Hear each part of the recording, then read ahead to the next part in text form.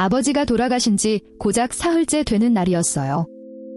3일장을 치르느라 퉁퉁 부은 눈으로 밤을 새운 제게 시어머니는 차가운 펜 하나를 쥐어주셨죠.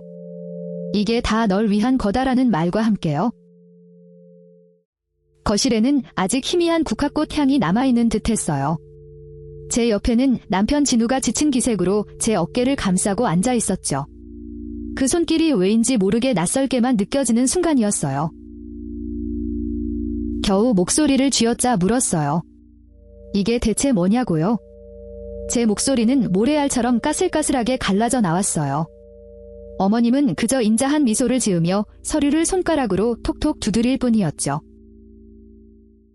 어머님은 남편 사업이 힘드니 힘을 실어주자는 뜻이라고 했어요. 가족끼리 서로 돕고 살아야 한다면서요. 하지만 서류 내용은 제 상상을 초월하는 것이었어요.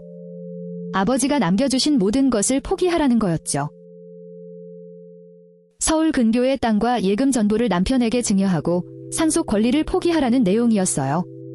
법무법인 직인까지 찍힌 완벽한 법적 서류였죠. 아버지의 온기가 채 가시기도 전에 이게 무슨 일인가 싶었어요.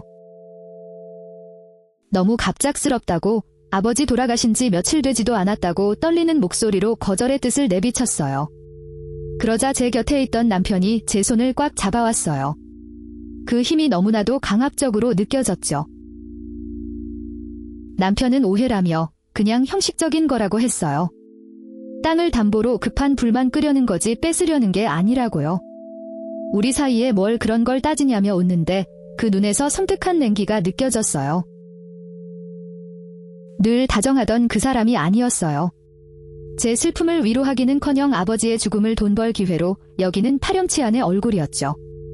심장이 얼음장처럼 차가워졌고 슬픔은 순식간에 분노로 바뀌었어요.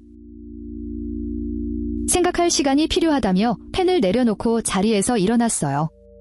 그러자 인자하던 시어머니의 얼굴이 순간 차갑게 굳어지는 것을 똑똑히 보았죠. 그들의 연극이 막을 내리는 순간이었어요. 남편이 당황하며 저를 붙잡았지만 저는 그 손을 뿌리치고 집을 나왔어요. 마치 도망치듯 숨막히는 그 공간을 벗어났죠. 차가운 밤 공기가 폐부 깊숙이 들어와서야 겨우 숨이 쉬어졌어요. 그날 밤 저는 집에 들어가지 않고 근처 호텔에 방을 잡았어요. 창밖으로 보이는 도시의 야경이 너무나도 비현실적으로 느껴졌죠. 밤새 한숨도 자지 못하고 앞으로 어떻게 해야 할지 고민했어요. 장례식장에서 제 등을 두드리던 시어머니의 손길, 조문객 앞에서 저를 딸처럼 챙기겠다며 눈물 짓던 모습. 그 모든 것이 거대한 연극이었다는 생각이 들자 소름이 끼쳤어요. 다음 날 아버지 유품을 정리한다는 핑계로 친정집에 갔어요. 아버지의 온기가 남은 서재에 앉아있으니 잠시나마 마음이 편안해졌죠. 그리고 결심을 굳히고 오래된 번호로 전화를 걸었어요. 아버지의 재산 관리를 도와주시던 박 변호사님께 연락했어요. 자초지종을 설명하자 변호사님은 깊은 한숨을 쉬며 절대 서명하면 안 된다고 신신당부하셨죠. 그리고 충격적인 이야기를 꺼내셨어요. 변호사님의 이야기는 제 마지막 희망마저 산산조각 냈어요. 남편의 사업은 이미 도박과 무리한 투자로 빚더미에 올라앉아 있었고 시댁 식구들 모두가 그 사실을 알고 있었던 거예요. 그들은 아버지가 위독하시다는 소식을 들었을 때부터 제 유산을 가로챌 계획을 세웠던 거죠. 아버지가 돌아가시기만을 기다렸다는 사실에 피가 거꾸로 솟는 기분이었어요. 구역질이 났어요. 심지어 남편은 아버지의 땅을 사겠다며 나선 개발업체 태성건설과 이미 여러 차례 접촉까지 한 상태였어요. 모든 퍼즐 조각이 맞춰지자 눈물이 쏟아졌지만 마냥 울고 있을 수만은 없었어요. 며칠 뒤 시어머니에게서 전화가 왔어요. 저녁 식사를 함께하며 오해를 풀자는 거였죠. 저는 그들의 마지막 무대가 될 그 저녁 식사에 기꺼이 응하기로 마음먹었어요. 모든 걸 끝낼 시간이었죠. 약속 장소인 고급 한정식집에 도착하니 시아버지와 시누이까지 온 가족이 저를 기다리고 있었어요. 마치 죄인을 심판하려는 것처럼 모두의 시선이 제게로 향했죠. 분위기는 살얼음판 같았어요. 시아버지가 먼저 입을 열었어요. 아직도 마음의 결정을 못했냐며 제가 고집을 부리면 진우가 길바닥에 나앉게 생겼다고 근엄한 목소리로 저를 압박하기 시작했어요.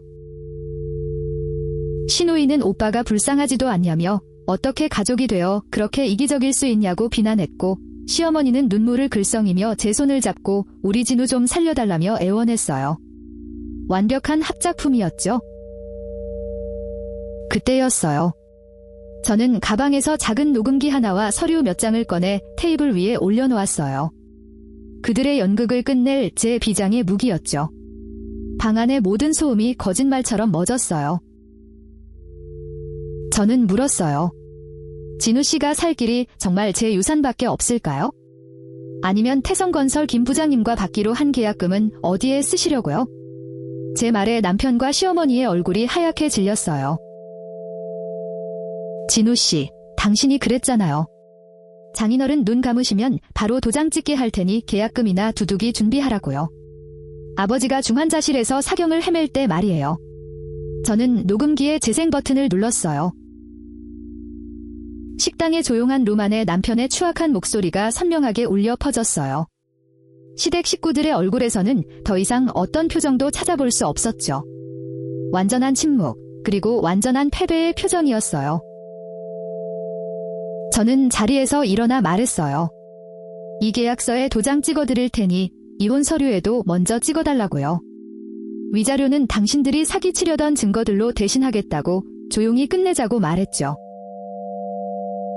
저는 가족 계약서를 갈기갈기 찢어 테이블 위에 흩뿌렸어요. 그리고 단 한 번도 뒤돌아보지 않고 그곳을 걸어 나왔죠.